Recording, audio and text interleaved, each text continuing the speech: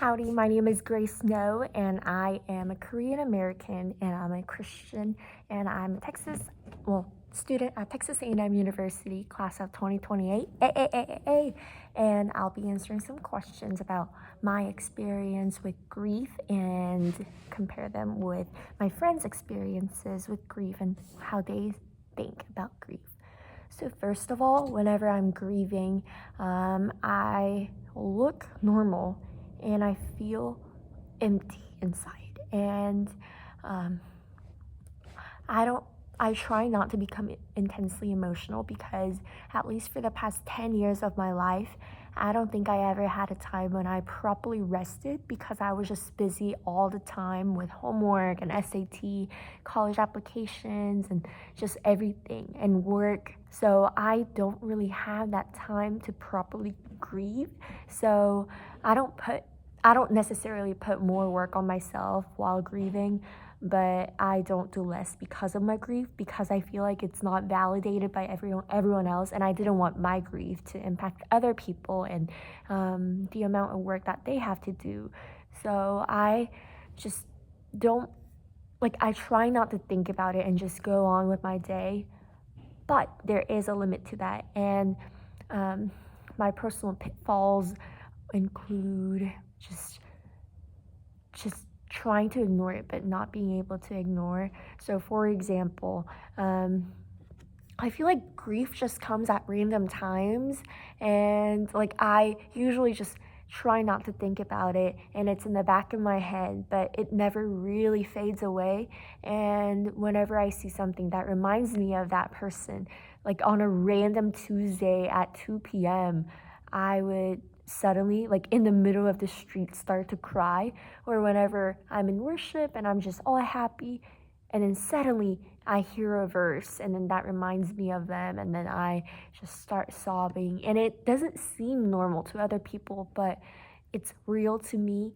And for me, one of the things that I um, struggled with was awards and just winning stuff. So, for example, whenever I'm in a competition and I thought I did well and I didn't do as well as I thought, I get so sad and so angry, especially when I realize that there was corruption behind it. So that happened at least 3 times in my life, and then one of them got reversed. So they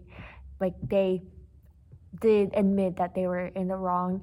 But anytime that happens, and one of them was because of my skin color and my race, and anytime those kind of things happen, I just feel so disappointed. But I feel like I shouldn't be showing it because it's not that I didn't win the award.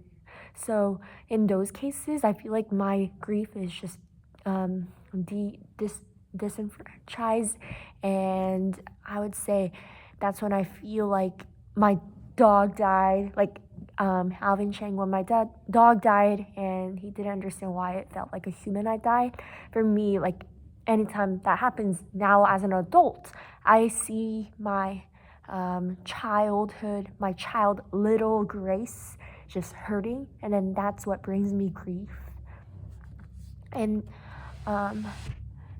when I was in high school, well, when it comes to my grief role models, I would say Jesus is my grief role model, because when Lazarus, his friend, died, he wept. And he's a God, and he still wept. And I think it's powerful that he just wept. And although Lazarus did come alive because Jesus rose him from the dead, Jesus didn't do that immediately, but he allowed himself to just weep and feel that pain and just be with those who are in pain. So that's a grief role model for me. And I feel like my signature, my story of grief doesn't really compare that well with the popular models, like the 5 grief stages, because I don't think I deny the things, because I already see and I already know how I feel about it. And in my grief, I feel like there's more clarity in what I'm actually feeling and why I feel that way. And for me, by putting that into a mind map and just writing it down on paper with pen, just helps me organize my thoughts about grief, and it helps me to process things.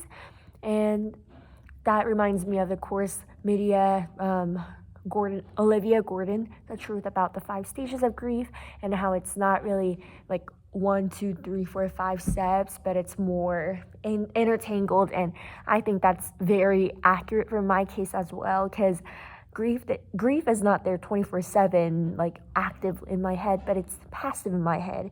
And I just know, and I feel sadness in my heart, but I don't I don't actively think about it all the time, but there are times whenever it's just exploding, and that's just so sad. And with that being said, I feel like grief is a part of me missing that should be mine. So it feels like my heart just got a piece just torn away. But also, I'll share a vulnerable story that when I was in high school, my friend committed suicide, and that grief hit me like a wave.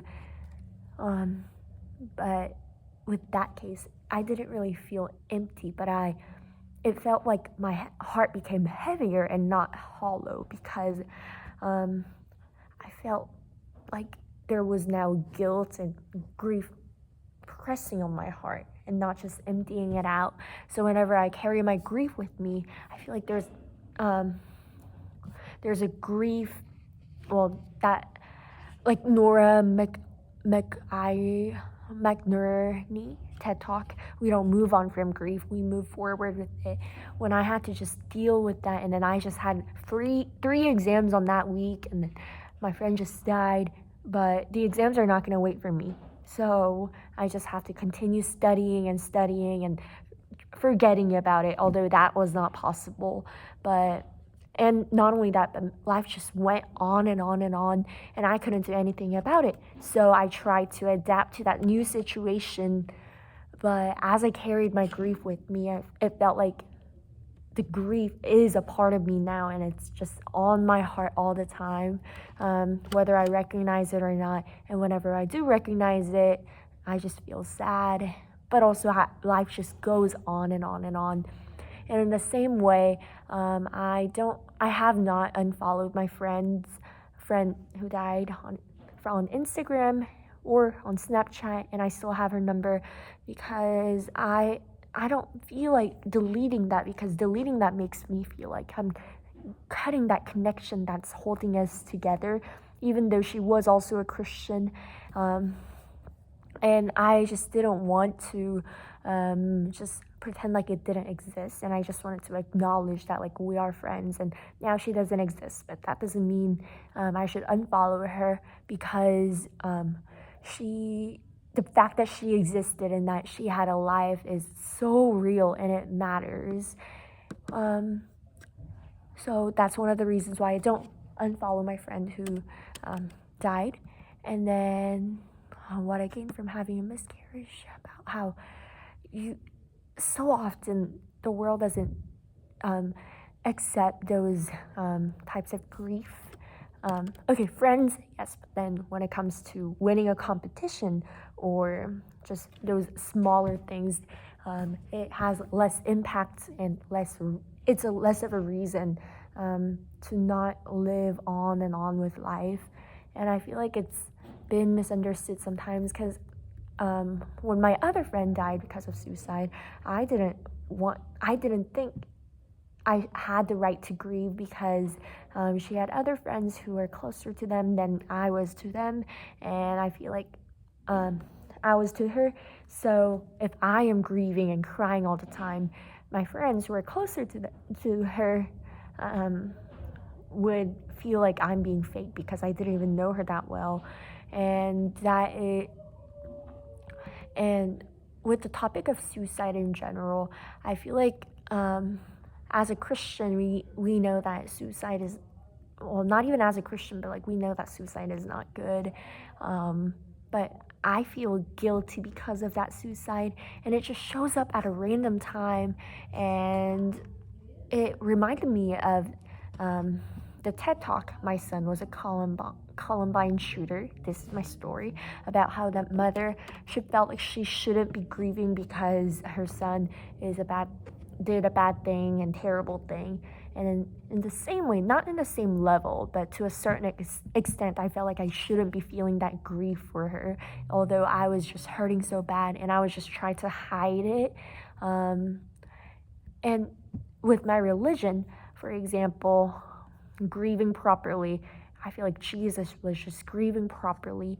And I've never judged anyone else's grief, but in Christianity, in the Bible, Psalm 147, verse 3, it says, He heals the brokenhearted and binds up the wounds. But my question is, how? And although I know the answer myself, but I feel like the church doesn't really enforce that how, and they just try to like shush it up sometimes, especially if they didn't live a good life. But I feel like every single life matters, and for me, it's I feel like it shouldn't be a taboo topic to just talk about things, and I feel like people should just judge less. And in the same way, in a similar way, my friends Kenton and Donovan, they shared their experience with grief. So Donovan, for example, didn't really have a lot of people die in his life, so that made him harder to answer these questions and maybe even unprepared. And Kenton, for example, he did feel grief, but he didn't feel safe enough in that community to share because he didn't know people that well. And in the same way, for me, whenever someone near me is grieving, I don't want them to feel like they can't share with me because I don't know them well, because I just want to be there and be present with them.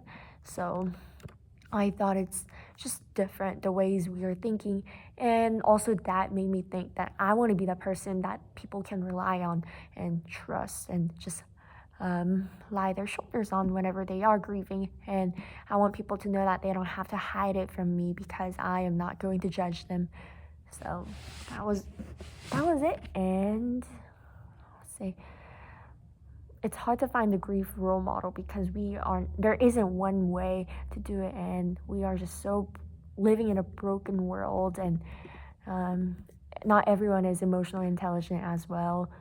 So I don't think we should ever try to fix grief, and especially with suicide, for example, you shouldn't be just saying those meaningless statements, and you should just be there and be present with them instead of trying to fix and give advice on like what to do and how to feel, because it's real and it's sad.